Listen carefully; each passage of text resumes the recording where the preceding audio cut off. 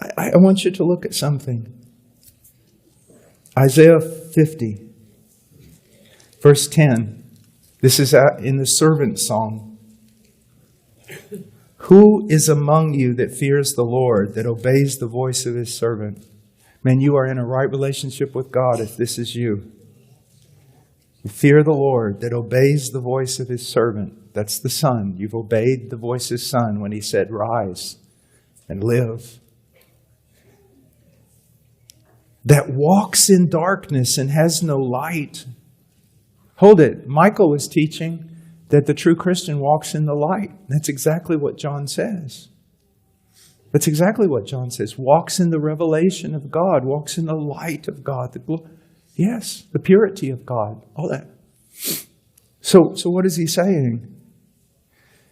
It's talking about believers when God, in his grace, remember how Abraham had nothing to look at, to hold up his faith except the promise and God's character?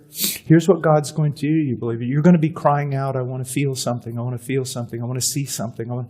And there are times when things like that, a sense of the presence of God, are entirely appropriate, wonderful, and needful. But when you really start getting into the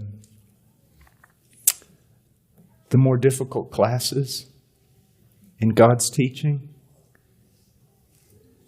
he will leave you at times in utter darkness. Leave you without anything to sustain your hope or your faith except your knowledge of his character. And if God promised to hold the hand of Messiah when he walked on the earth, you can be sure that he holds the hands of the Messiah's disciples. So let him trust in the name of the Lord and rely on his God. Let him do that.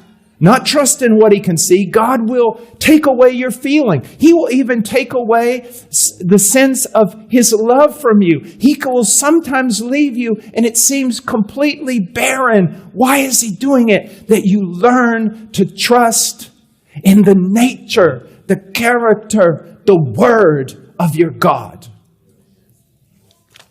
And then he goes on. Behold, all of you who kindle a fire, who encircle yourself with firebrands, walk in the light of your fire. And among the brands you have set ablaze, this you will have from my hand. You will lie down in torment. These are people who say, no, your character is not enough.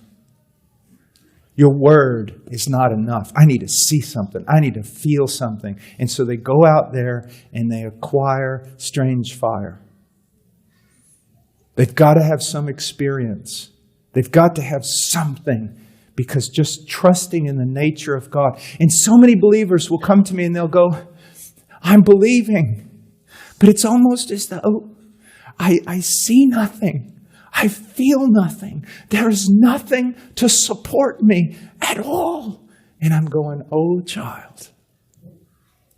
And yet, you find yourself believing. And yet, you find yourself going forward. Or I'll tell them something like this. Good enough. Seems quite hopeless in your case. Did you drink and party before you became a Christian? Oh, yes, I did. We'll go back to it. If I was you, let's eat and drink, for tomorrow we die.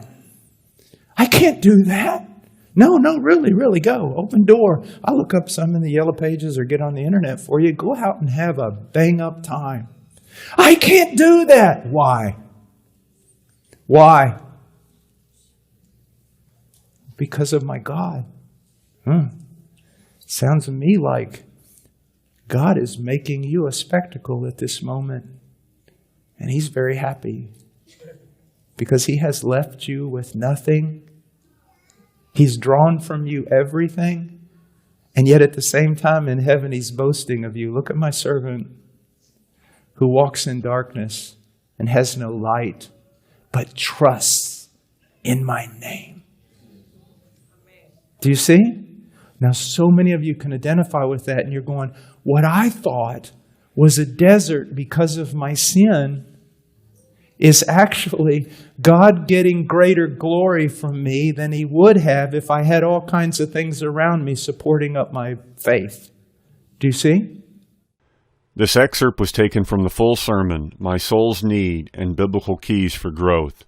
For more sermons by Paul Washer, visit heartcrymissionary.com.